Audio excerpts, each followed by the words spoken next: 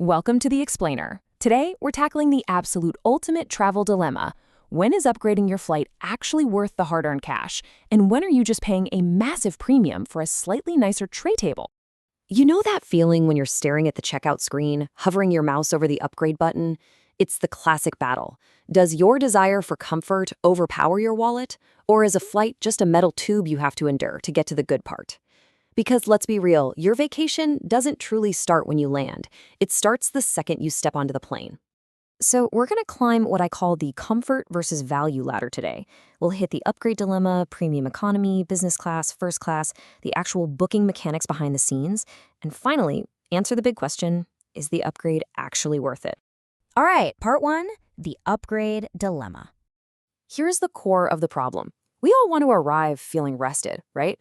But a first-class ticket can cost up to 15 times more than standard economy. 15 times. It really begs the question of what you're actually getting for those massive multipliers. Are you literally just paying for free champagne and better snacks?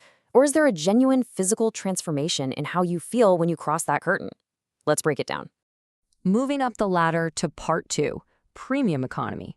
Premium economy is basically designed as an accessible compromise.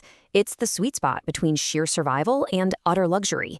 If you look at the exact math, you're typically paying a 50 to 100% premium for about 7 extra inches of legroom, wider armrests, and priority service. Now, that might not sound like much, but those extra couple of inches of width mean you aren't playing elbow wars with your neighbor, and a deeper recline means you can actually stretch out a bit. Check out how the major players stack up here. Airlines like Emirates and Qantas are pushing up to 40 inches of pitch, which is massive. Plus, look at those baggage allowances. You aren't just getting a slightly bigger seat.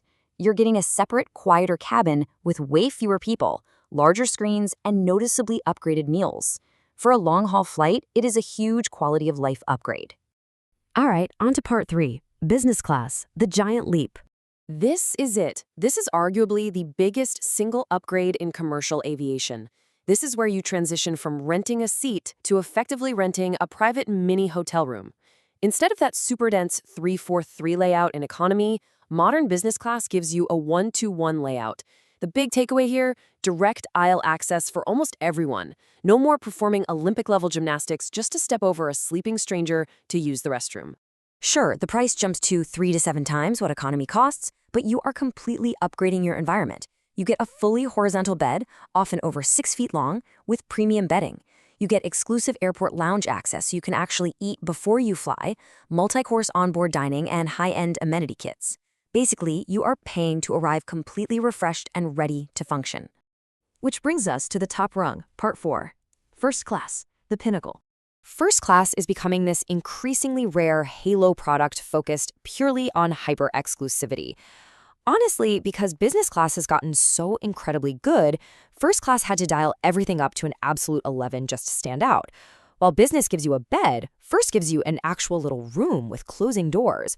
We're talking Michelin star level dining on demand and one-to-one personalized service where your glass is somehow magically refilled before you even realize it's empty. We are definitely in the realm of diminishing returns here, and the cash prices are largely unjustifiable for most of us. But man, it grants you unforgettable perks.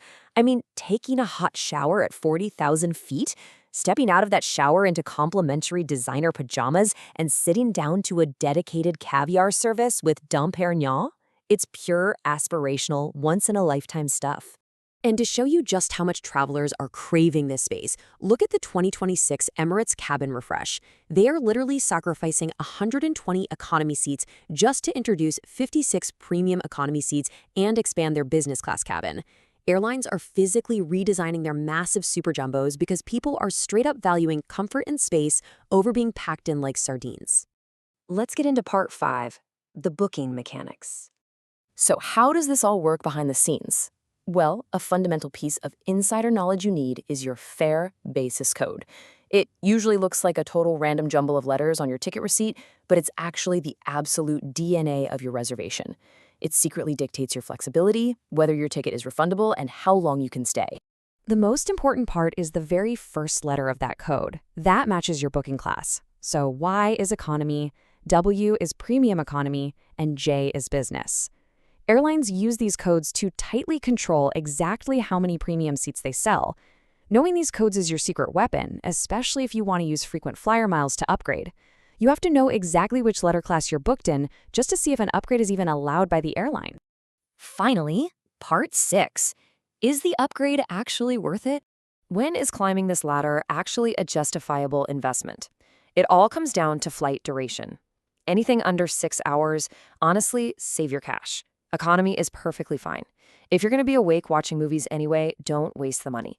But for an overnight flight over 8 hours, upgrading is almost a necessity to arrive functional. That lie-flat bed becomes an incredible tool to conquer jet lag. Next time you book, run through this simple mental checklist. First, check the exact flight duration and time of day. Second, strategically compare the cash price against using your loyalty points. Points totally change the math here. A business class ticket that costs $6,000 in cash might only be 70,000 miles, making luxury suddenly super accessible. And third, what's the trip's purpose? Do you need to be immediately productive in a meeting the second you land? As we wrap up this explainer, it really just comes down to your own personal wallet versus well-being scale. Ask yourself, what is a guaranteed good night's sleep at 35,000 feet actually worth to you? Whether you're saving your pennies in economy so you can splurge at your destination or burning your hard-earned miles for a private pot in the sky, understanding this ladder guarantees you make the smartest choice. Thanks for exploring this with me today. Keep climbing and happy travels.